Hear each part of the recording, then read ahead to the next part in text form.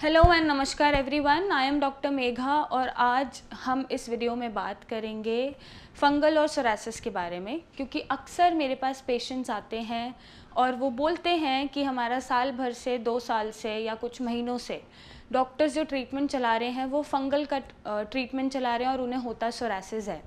तो यहाँ पर क्या प्रॉब्लम है कि आपको पता ही नहीं चल रहा कि आपको फंगल इन्फेक्शन हो रहा है या सोरासिस हो रहा है, क्योंकि दोनों का अपीयरेंस बहुत सेम होता है या फिर दोनों में symptoms almost itching burning same आते हैं। तो यूजुअली डॉक्टर्स भी यही डायग्नोस करते हैं पहले कि फंगल ही हुआ होगा, सोरासिस तो इतना जल्दी किसी को होता नहीं है।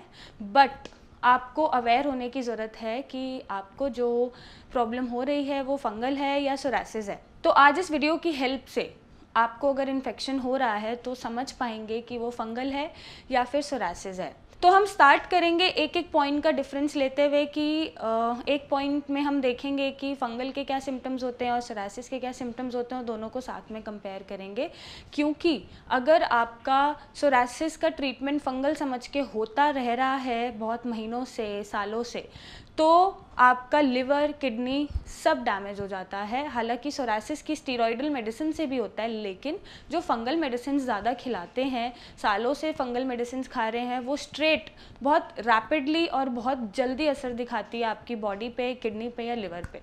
तो आपको ज़्यादा फंगल मेडिसिन खानी नहीं चाहिए। ज़्यादा से ज़्यादा 5, 10 या 15 दिन का फंगल ट्रीटमेंट का मेडिसिन चलता है। लेकिन जो पेशेंट सोरासिस होते हुए फंगल की मेडिसिन खाते रहते हैं उनको लिवर कंप्लेंट्स डेवलप हो जाती हैं, हेमोरॉइड्स, पाइल्स डेवलप हो जाते हैं, किडनी में प्रॉब्लम आने लगती हैं। तो आपको इस डैमेज से बचने के लिए ये वीडियो हेल्प करेगा पहचानने के लिए कि आपको जो इन्फेक्शन है वो सोरासिस है या फंगल है। तो सबसे पहले अगर मैं साइट ऑफ अपीयरेंस बोलूँ किसी भी इन्फेक्शन की, तो फंगल में जो भी आपको फंगल इन्फेक्शन हो रहा है वो कहाँ पर होगा। मेजरली आपके आर्मपिट्स पे, अंडर लेग्स में, जहाँ पर आप अंडर गारमेंट्स पहनते हैं उन एरियाज़ में, या जो लेग्स के टोज़ होते हैं और फिंगर्स होते हैं वहाँ पर फंगल इन्फेक्शन सबसे पहले डेवलप होगा। और कहीं पे भी बहुत रेयरली फंगल इन्फेक्शन देखने को मिलता है।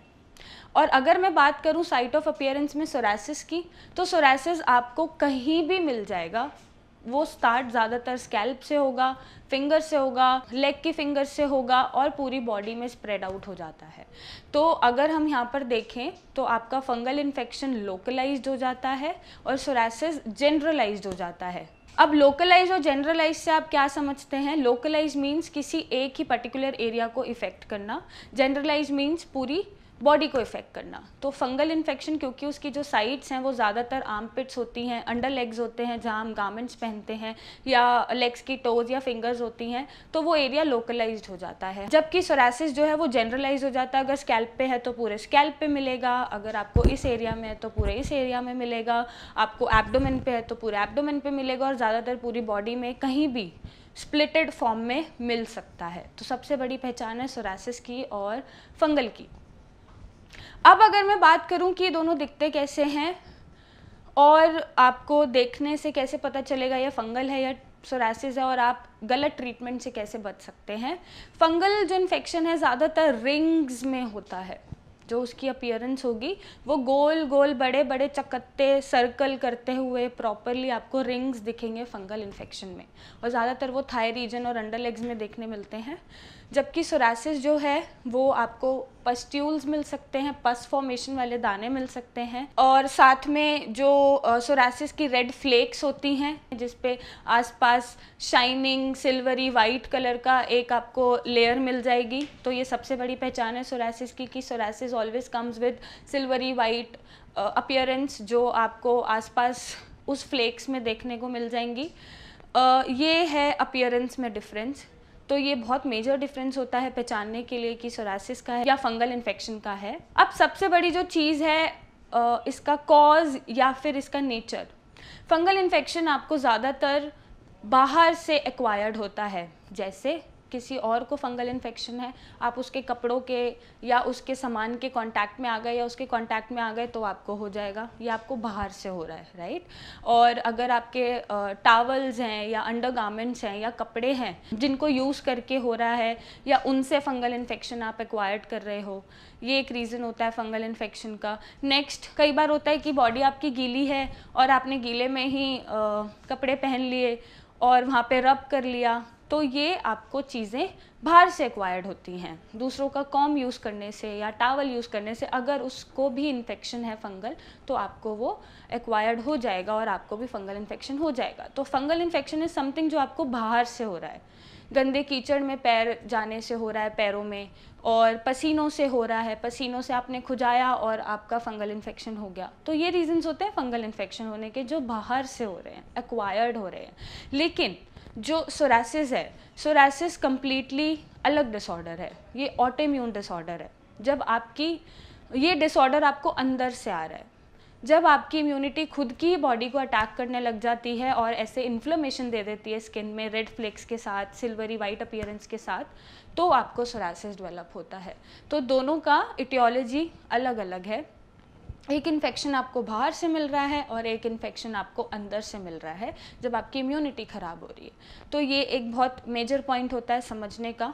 नेक्स्ट जो चीज़ है वो ये है कि फंगल इन्फेक्शन में आपको कोई फैमिली हिस्ट्री नहीं मिलेगी, मम्मा पापा भाई बहन दादा दादी किसी को नहीं हुआ होगा या कभी हुआ होगा, एक्वायर्ड हो गया होगा बाहर से तो ही मिलेगी, अदरवाइज ऐसी कोई मेजर हिस्ट्री नहीं मिलेगी। लेकिन सोरासिस के पेशेंट्स में आपको फैमिली हिस्ट्री मिल जाती है, उनके भाई बहन या मम्मी पापा या दादा दादी वो फैमिली में चला आ रहा है, वो जेनेटिकली ट्रांसफ़र है। फंगल इन्फेक्शन जेनेटिकली ट्रांसफ़र नहीं होता, ये आपको बाहर से मिलता है, जनरेशन टू जनरेशन नहीं ट्रैवल करेगा। अगर बाहर से कोई इन्फेक्शन हो रहा है तो हो सकता है, अदरवाइज सोरासिस जो है वो जेनेटिकली ट्रांसफ़र करता है और आपकी एक जनरेशन से दूसरी जनरेशन्स में आ जाता है।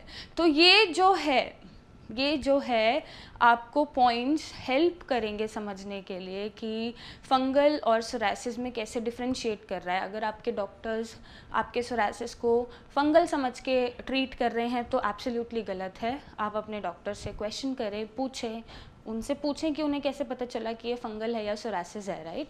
तो यहाँ पर डायग्नोसिस में भी गलती हो जाती है क्योंकि नहीं समझ में आता एक्यूट केसेस में कि ये क्या हो सकता है।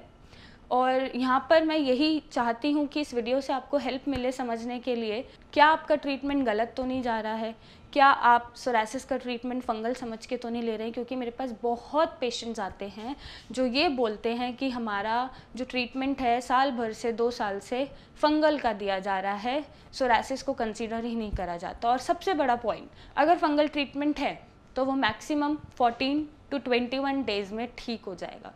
अगर फंगल है तो आपको सालों सालों उसका दवाई लेने का ज़रूरत ही नहीं पड़ेगा। और लेकिन अगर सोरासिस है तो सोरासिस आपका सालों तक बॉडी में रह सकता है, बाहर दिख सकता है, आराम नहीं आएगा आपको। और सोरासिस की खास बात है कि वो एक टाइम पे ठीक हो जाएगा, वेदर चेंज होगा फिर से आ जाएगा। और फंगल के साथ ऐसा कुछ नहीं है। अगर बाहर से आपको कोई स्टिमुलस नहीं मिल रहा है फंगल इन्फेक्शन का तो आपको फंगल इन्फेक्शन नहीं होगा। और ये 14 से 21 दिन में अगर आपका ट्रीटमेंट सही चल रहा है तो ये ठीक हो जाता है। अदरवाइज सोरासिस ऐसा नहीं है, सोरासिस को ठीक करने में थोड़ा टाइम लग जाता है और ये आता जाता रहता है अगर आपका इलाज ढंग से नहीं होता है या नहीं किया जाता है।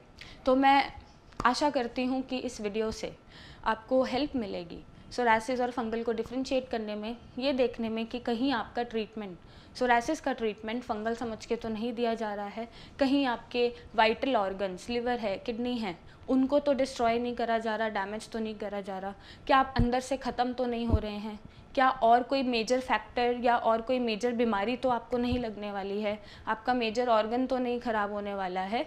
तो आप इस वीडियो से पहचानें कि आपको क्या इन्फेक्शन है। और आपको नहीं पता कि फंगल है या सोरासिस है तो आप हमारे नंबर्स पे जो आपके स्क्रीन्स पे फ्लैश होते हैं उन पे फ़ोटोज़ भेजिए, मेरी डॉक्टर्स की टीम से कंसल्ट करें और गाइडेंस लें और उनसे पूछें कि ये क्या है और आपको इसको कैसे ठीक करना है। क्योंकि दोनों को ही जड़ से ख़त्म किया जा सकता है और दोनों का ही ट्रीटमेंट हमारे यहाँ पॉसिबल है। डॉक्टर्स आपको सही गाइड करेंगे। आप चाहें तो मुझसे आके मिल सकते हैं, मेरे क्लिनिक पे मुझसे पर्सनली मिलिए, अपॉइंटमेंट लीजिए। और आपको कोई भी इन्फेक्शन है, चाहे फंगल है चाहे सोरासिस है, उसका जड़ से इलाज कराइए और सही इलाज कराइए, सही डायग्नोसिस के साथ। So thank you and take care.